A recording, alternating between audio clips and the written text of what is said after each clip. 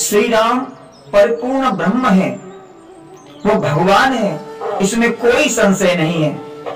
परंतु एक संशय उत्पन्न होता है। लोग पूछते हैं, महाराज राम जब भगवान थे तो सीता के वियोग में वो भगवान इतने क्यों रोए? लता पताओं से पूछ रहे हैं, पशु पक्षियों से पूछ रहे हैं, क्या उनको पता नहीं था कि रावण सीता का हरण करके ले गया?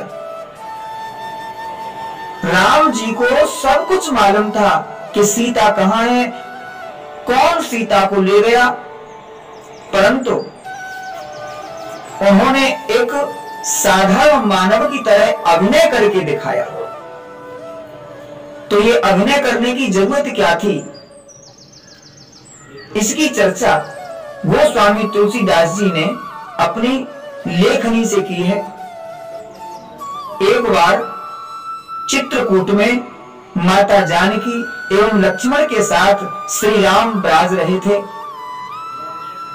उस क्षेत्र के विंध्य पर्वत पर रहने वाले संत महात्मा प्रतिदिन श्री राम के दर्शन करने आते, कुछ देर वहां बैठते और सत्संग लाभ प्राप्त करते। सत्संग चर्चा होती। बड़ा सुंदर दृश्य था। कुछ समय इस सत्संग में बीता। एक दिन विंध्य पर्वत पर रहने वाले कुछ महात्माओं के मन में एक बात आई और चर्चा करने लगे आपस में, श्री राम सदग्रस्त होते हुए कितना सुंदर सत्संग करते हैं, कितना सुंदर आचरण करते हैं। जब श्री राम पत्नी साथ में रहकर सत्संग कर सकते हैं तो हम क्यों नहीं? उनको इच्छा हुई कि हम भी सदग्रस्त हो जाएं। लेकिन विचार किया कि हमें पत्नी देगा कौन, हमारा कौन विवाह करेगा इस उम्र में? गोस्वामी जी ने कवितावली रामायण के अयोध्या कांड में एक कवित्त में लिखा, विंध्य के वासी उदासी तपी व्रतधारी महाविन नार दुखारे, गौतम तीय तरी तुलसी सो कथा सुन भे मुनि वृंद सुखारे। विंध्य पर्वत के वासी लोग जब स्त्री के लिए व्याकुल होने लगे तो एक संत ने कहा, सुनो, भगवान श्री राम के पैरों में जादू है। भगवान श्री राम ने पैर का स्पर्श करते ही पत्थर की अहिल्या स्त्री बनकर अपने पति लोक को चली गई। जब वो स्त्री बन सकती है तो भगवान राम हम पर भी कृपा करेंगे।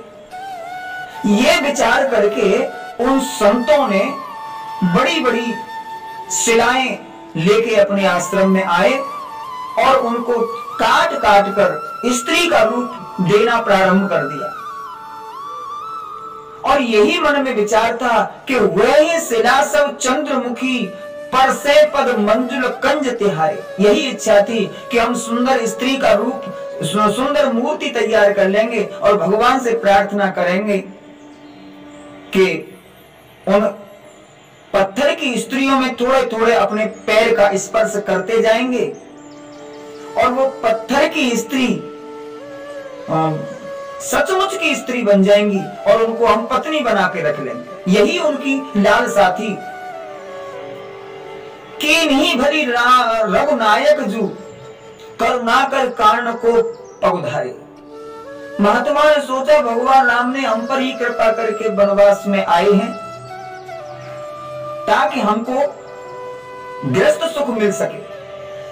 और सब कुछ भजन पाठ पूजा सत्संग छोड़कर महात्मा उन शिलाओं को तोड़कर स्त्री बनाने में लग गए। एक दिन भगवान श्री राम ने पूछा महात्माओं से, महाराज आजकल हमारे सत्संग में महात्माओं की भीड़ कम हो गई है, ये महात्मा क्या कर रहे हैं, कहां गए? तो महात्माओं ने बताया प्रभु आजकल विंध्य पर्वत पर रहने वाले कुछ महात्माओं को पत्नी की याद सताने लगी है। उनको पत्नी चाहिए, इसलिए तुम्हारा सत्संग छोड़कर वो पत्थर की स्त्री बनाने में लगे। भगवान राम बोले पत्थर की स्त्री क्यों? बोले पत्थर की स्त्री जब बन जाएगी तो आपके पास आकर आपसे प्रार्थना करेंगे कि थोड़ा पैर का स्पर्श कर दो, ताकि वो पत्थर की स्त्री सचमुच की स्त्री बन जाए और वो उनको पत्नी के रूप में रख सके। भगवान श्री राम ने सोचा कि महात्मा अपने धर्म से भटक रहे हैं, इनको धर्म पर लाना है, मार्ग पर लाना है। इसलिए भगवान राम ने चित्रकूट छोड़ा और पंचवटी में आकर रहने लगे। इसी बीच रावण माता सीता का हरण करके ले गया और भगवान राम ने जब विलाप किया साधारण मानव की तरह, तो जो साधु संत स्त्री के लिए व्याकुल थे, भजन पाठ पूजा छोड़ के जो स्त्री बनाने में लगे थे पत्थर की, उन साधु संतों ने देखा बाप रे, स्त्री इतनी खतरनाक होती कि स्त्री के लिए रोना भी पड़ता। अरे छोड़ो, इससे तो बिना स्त्री के ही ठीक है। फिर से वो साधु महात्मा वो पत्थर काटना छोड़ के अपने संध्या बंधन भजन पाठ पूजा और सत्संग में लग गए। बस इन संतों को सही मार्ग पर लाने के लिए भगवान ने ये रोकर नर लीला की।